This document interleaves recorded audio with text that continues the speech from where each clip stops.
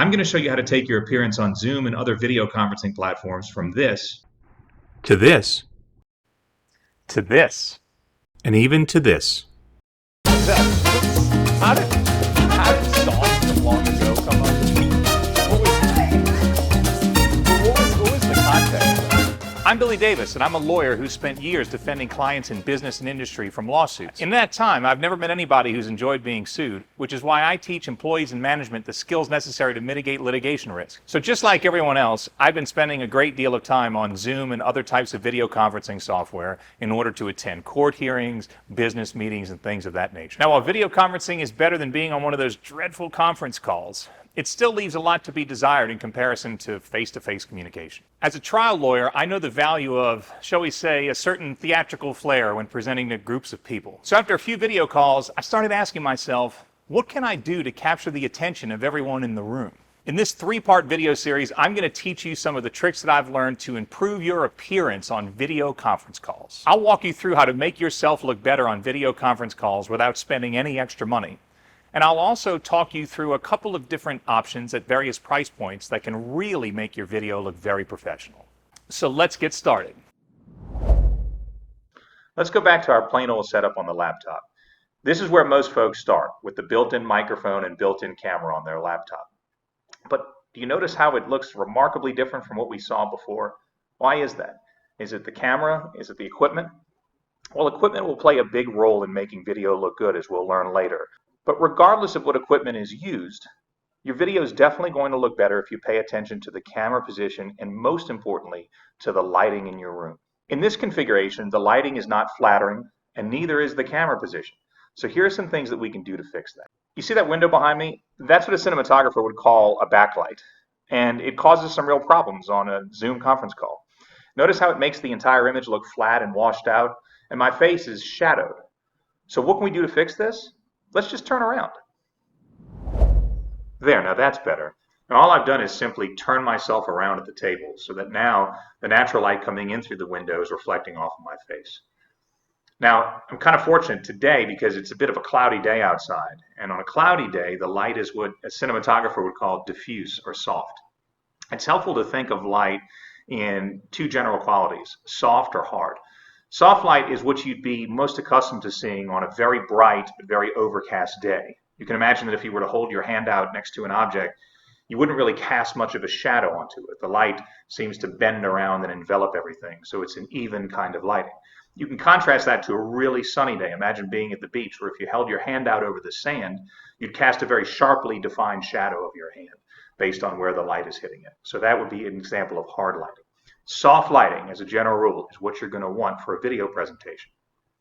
Now, while changing my position did improve the image quite a bit, it's still not very flattering. The camera's at an odd position, there's a lot of distracting things in the background, and my face is generally washed out because there's too much light coming in. So let's see how we can make this image better by reducing the light a little bit by using the shades on the window. All right, now that looks better. And what I've done is just applied a shade to part of the window to block out some of the natural light. What you can see is now my face looks less washed out. The skin tones look more natural. You're starting to see some shadowing on my face, and that adds depth to the image and makes it more interesting. Now, in my second video, I'm going to cover a lot of detail on how to light a scene for a video conference call, using lights that you might find just around your home or office, and also using some relatively inexpensive studio lights that you can buy online. As a teaser for that video, let's take a look at exactly what I'm talking about. Hey! Now you might ask, what if I can't position myself directly across from a window? Or what if I have a window that's to the side of my seating position reflecting on me sideways? Again, I'm going to cover real details on lighting in the next video, but for now, just keep in mind it's important to control the light.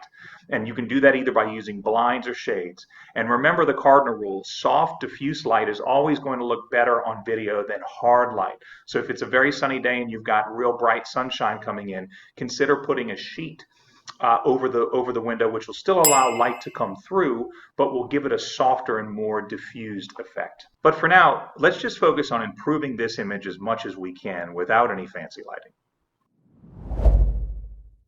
So now we've improved the image by adjusting the camera position. All I've done is just put a few books underneath my laptop to lift the camera up so it's more directly on my face. Now the camera is not looking up my nose. So this is a more flattering position for a camera. Also, you'll notice in the background behind me, the room is more visible in a rather conventional way instead of the camera being angled up toward the ceiling, and it just looks off. I'd certainly recommend to you too, for your video conferencing setup, that you position the camera as closely as possible to your monitor. In a video conferencing call, you want to maintain the appearance that you're maintaining eye contact with someone as if you were speaking to them in real life. So having your camera close to the screen will help avoid the problem of, for instance, if your camera were away from it, you look at the camera when you're talking, but then when you look for the reaction of your audience, you look back down at the screen, and your audience can see your eyes moving up and down, and it's distracting. So this looks about as good as we can get on just the laptop. Let's take a look at what we can do with a modest investment of about $300 in some basic equipment. If you're only going to invest in one piece of equipment to improve your video conference calls, it's got to be a microphone. Look, folks, there's some things you just need to accept in life. Sometimes you're in traffic and you just need to ride it out. But you do not, and you should not, accept bad audio. Just don't be that person. Invest in a microphone. It makes all the difference on a call. Now, I typically use two types of microphones. One is a desktop microphone. The desktop microphone sits on the desk and I can position it so that it's outside of the shot. The other type of microphone I use is a small lavalier microphone, which I'll show you here. It just simply clips onto my shirt and looks like that. What's nice about the lavalier microphone is that it's very portable, and so I carry it around in this little tin box wherever I go. In case I need to take a Zoom call on my phone or on my laptop, I can always have that microphone ready to improve the sound quality. So get a mic. Your audience will really appreciate it. I'd like to call something to your attention if you haven't noticed it already, and that is the way the color has been changing on this camera. I'm looping a portion of the previous video here so you can see it.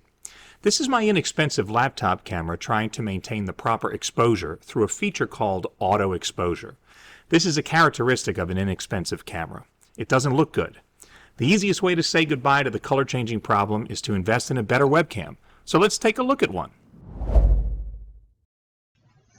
Now here we have a better webcam, and this is exactly the same lighting, same position. This is a Logitech StreamCam. It's on the higher end of consumer webcams. It's about $170. Still certainly far from the most expensive webcam you can buy. And I'm sure you can see it increases the value of the presentation quite substantially. Now, it's not an astonishing upgrade from the laptop camera, but it does have some advantages. First of all, because it's a separate camera, I can position it on a little tripod in a position that's most even with my eyes, and so it's a very flattering, more conventional presentation. And second, the camera comes with some free, very useful, very easy to use software that has some fairly cool effects with it. The first is a feature called auto framing, and basically what the camera will do is automatically zoom in and out based on your position relative to it. And so it's an interesting feature to keep the camera centered on you, but it can also be very useful during long conference calls. It adds sort of a dramatic flair to your presentation. It almost looks like you have a cameraman actually filming you and zooming the camera in and out based on where your position is. The other nice thing about the free software is it has some advanced green screen and presentation ability with it that's more than what you might be accustomed to that's baked into Zoom or some of the other common platforms. Here I've used the green screen in order to blur out the background and just make it black like I'm on Dateline.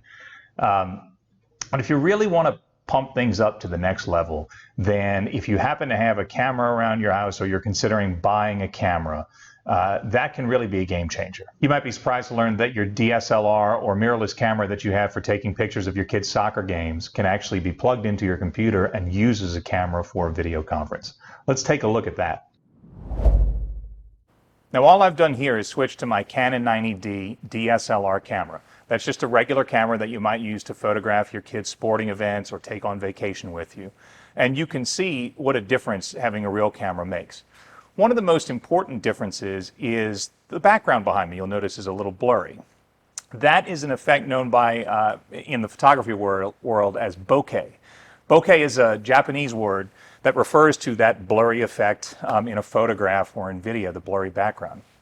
And that effect can be achieved only when you use a camera that has a real lens. So this isn't the kind of effect you're going to see on a webcam or on the camera that's on your laptop. Now you might say, well, wait a minute, I've got an effect like that on my phone. It can make the background look blurry. What you need to understand is that that's actually an artificial computer-generated effect. And it looks nice when you're looking at something on a very tiny screen. But if you look at those pictures and you zoom in on them, you'll notice there's some artifacting and some effects that are rather undesirable to it. So if you want to get the real look, you should consider investing in a camera. Now, cameras will run you anywhere from about $600 on the low end all the way up to $3,000 or $4,000 for very high-end consumer cameras. Certainly you don't need to spend that kind of money in order to get a good look. You'd be really surprised with the look you can get from a $600 camera. You also might be surprised to know that the camera you have laying around your house might be able to plug into your computer using an HDMI cable. There's a lot of really good videos on YouTube that'll explain to you how to do that. Well, that will wrap this video. I hope you've enjoyed watching it, and I hope you've learned a thing or two that'll help you with whatever you're trying to accomplish. If you have any questions about any of this, I'd appreciate it if you'd leave a comment below. I enjoy reading the comments, and I'll respond to you. Also, I'd appreciate if you would subscribe to my channel so you can be notified when I release videos in the future. Be sure to tune in next week for my video on advanced lighting techniques. Until next time, stay happy, my friends.